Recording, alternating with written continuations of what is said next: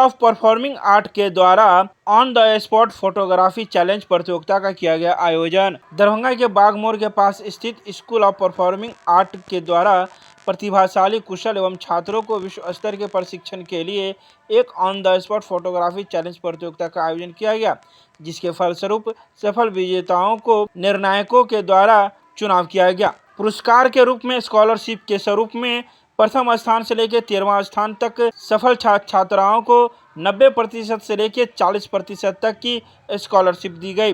प्रथम स्थान पर शिशिर कुमार मिश्रा, द्वितीय स्थान पर राज कश्यप, तृतीय स्थान पर प्रकाश रेमी, चतुर्थ स्थान पर अजाम हयात, पंचम स्थान पर डॉक्टर ओम प्रकाश रहे। वहीं मुख्य अतिथि के रूप में डॉक्टर राज रंजन प्रसाद, मुख्य निर्णायक अतिथि के रूप में डॉक्टर राज Arora, doctor Om Prakash, doctor Adrian Singh, Manish मयूएस एवं अन्य अतिथि मौजूद थे। तो वहीं इस मौके पर निकॉन कंपनी के द्वारा नए कैमरे की लॉन्चिंग की गई। निकॉन की तरफ से मयूएस के द्वारा एक वर्कशॉप का भी आयोजन किया गया, जिसमें कैमरे की बारीकी से इस्तेमाल करने के बारे में बताया गया। तो वहीं इसके बारे में पूरी जानकारी संस्था के निदेशक डॉक्टर उत्सव राज ने दी। एफटीवी ने एक ऑफर लाया है कि आज एक फोटोग्राफी कॉन्टेस्ट का आयोजन किया गया है, जिसमें कि लगभग 25 लोगों ने पार्टिसिपेट किया है।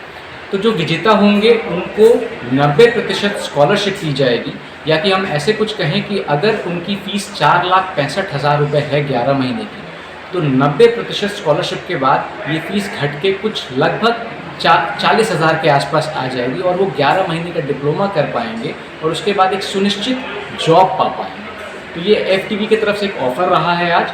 जो द्वितीय आएंगे उनको भी 80% स्कॉलरशिप मिलेगा, जो तृतीय आएंगे उनको भी 70% नंबर से लेकर 10वें नंबर तक जो आएंगे उनको 40% तक स्कॉलरशिप मिलेगा। ये इसलिए भी किया जा रहा है तो ताकि लोगों में थोड़ा प्रोत्साहन आए। आज हमारे बीच डॉक्टर राज अरोड़ा जो शहर के जाने माने चिकित्सक भी हैं और काफ़ी बड़े फोटोग्राफिक एंथुजियास्ट हैं, वो भी हमारे साथ जुड़े हैं एज जज। हमारे मुख्य अतिथि डॉक्टर राजेंद्र प्रसाद जो कि पूर्व अधीक्षक हैं डीएमसीएच के, वो भी इस कार्यक्रम से जुड़े हैं।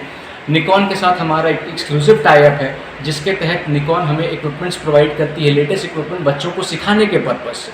और साथ ही साथ हमारे जो भी स्टूडेंट्स हैं, जो भी हमारे विद्यार्थी हैं, जो यहाँ से पढ़ के निकले हैं, आजीवन वो जब भी निकॉन के इक्विपमेंट्स खरीदना चाहेंगे तो उनको पूरे इंडिया में जो भी न्यूनतम दर पे वो कैमरा या इक्विपमेंट प्राप्त होगा, उससे कम दर पे निकॉन उनको प्राप्त कराएगी, सिर्फ यहाँ के स्टूडेंट होने के क्रम में।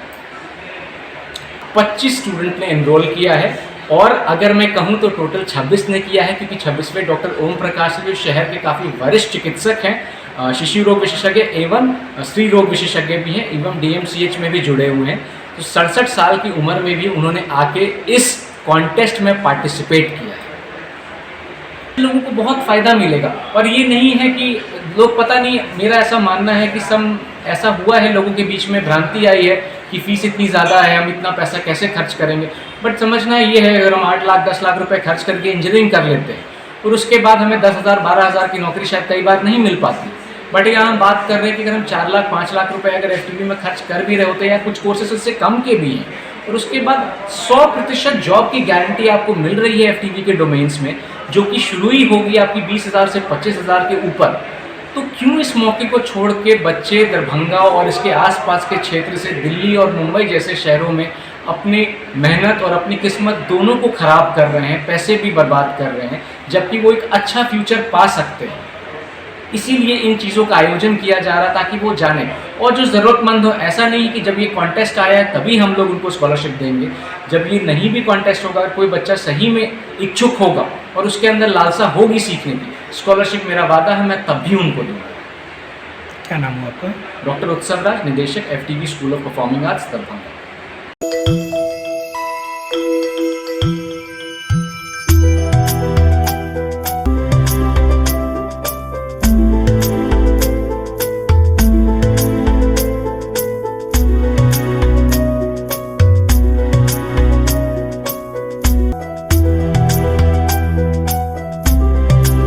दरभंगा नगर निगम के सभागार में 14 अगस्त के विभाजन विभूषिका को लेकर किया गया संगोष्ठी का आयोजन।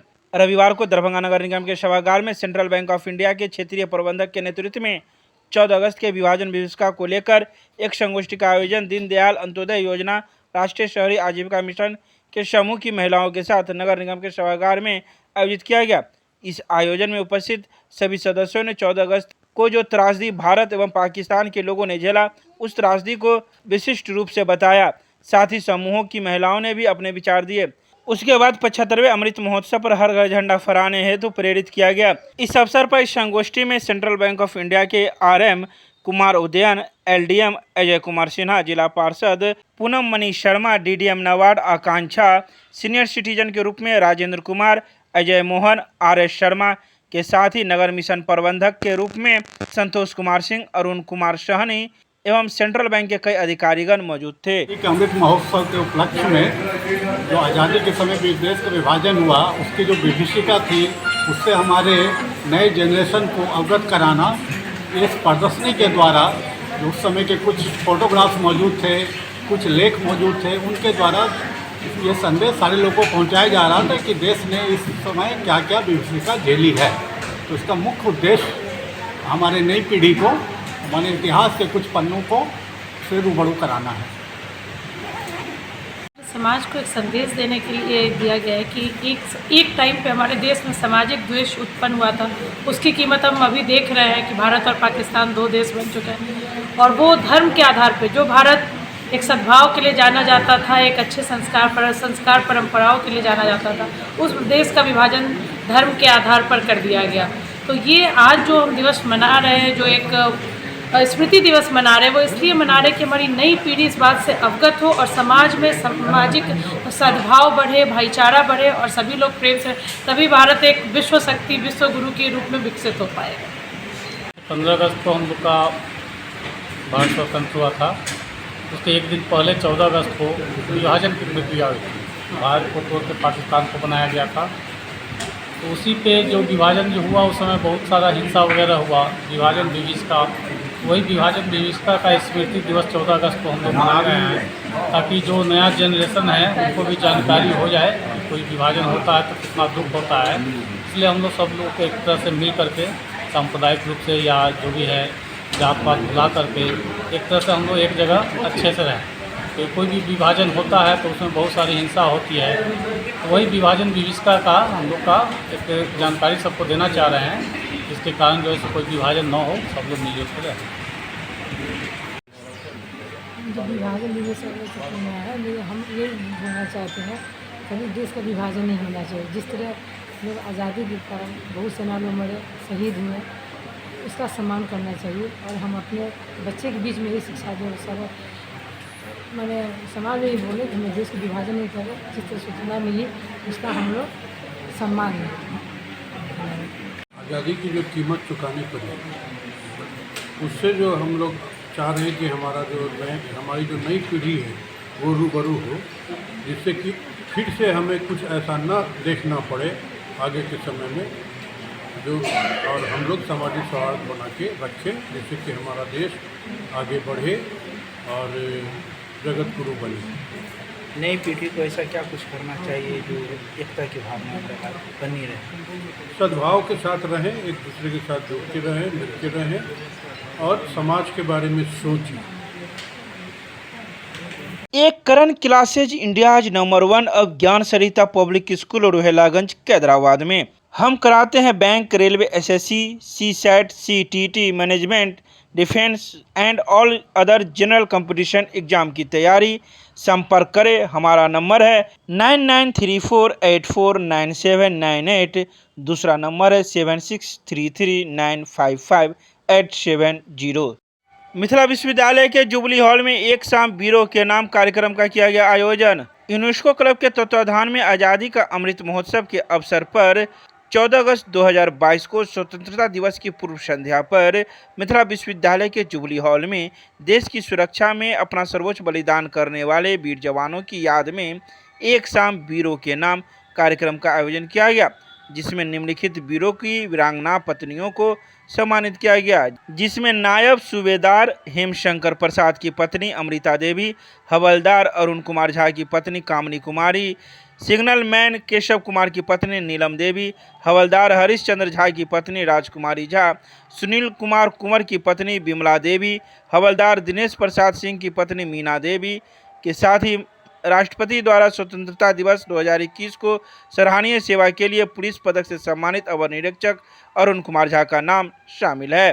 तो वहीं इस कार्यक्रम में मिथिला विश्वविद्यालय के कुलपति प्रोफेसर सुरेंद्र प्रताप सिंह, आरक्षी महानिरीक्षक ललन मोहन प्रसाद, नगर विधायक संजय सरावगी, मिथिला विश्वविद्यालय के कुलसचिव प्रोफेसर मुश्ताक अहमद सहित अन्य गणमान्य व्यक्तियों के द्वारा दीप प्रज्वलन कर कार्यक्रम की शुरुआत की गई। इस अवसर पर आए गणमान्य अतिथियों को अंगवस्त्र मेमेंटो देकर भी सम्मानित किया गया। केमिस्ट्री क्लासेज रोहिलागंज सब्जी मंडी कैदराबाद दरभंगा। हमारे यहाँ होती है IIT, JEE, medical, 11-12, BSc honours और सब्सिडरी की पूरी पढ़ाई। संपर्क करें डॉक्टर जय कुमार। मोबाइल नंबर है 9470278724। संस्कृत विश्वविद्यालय में चल रहे संस्कृत सप्ताह का हुआ समापन। समापन के अवसर पर सांसद ने किया 6 पुस्तकों का लोकार्पण। संस्कृत विश्वविद्यालय में 8 अगस्त से चल रहे संस्कृत सप्ताह का समापन रविवार को संस्कृत विश्वविद्यालय के दरबार हॉल में किया गया। इस अवसर पर मुख्य अतिथि के रूप में सांसद गोपाल जी ठाकुर मौजूद थे, जिन्होंने दीप प्रज्वलन एवं माल्यार्पण कर इस कार्यक्रम की शुरुआत की। वहीं इस अवसर पर संस्कृत विश्वविद्यालय के कुलपति प्रोफेसर शशिनाथ झा, पूर्व कुलपति एवं कई मुख्य अतिथि के रूप में कई लोग मौजूद थे। इस समापन के अवसर पर विभिन्न लोगों के द्वारा लिखे गए 6 पुस्तकों का भी लोकार्पण किया गया। इस बात की पूरी जानकारी छात्र कल्याण अध्यक्ष ने दी। वहीं इस मौके पर संस्कृत विश्वविद्यालय से जुड़े हुए कई अधिकारी, पदाधिकारी, कर्मीगण के साथ छात्र छात्राएं मौजूद थे। अभी हमारे विश्वविद्यालय में संस्कृत सप्ताह कार्यक्रम दिनांक 8 अगस्त 2022 से शुरू हुआ, जिसका कि आज अंतिम दिन समापन सत्र है। यह कार्यक्रम भारत सरकार के निर्देशानुसार 1969 से शुरू हुआ, जो पहले संस्कृत दिवस के रूप में मनाया जाता था, लेकिन 2001 ईस्वी से निरंतर यह संस्कृत सप्ताह दिवस के रूप में मनाया जा रहा है।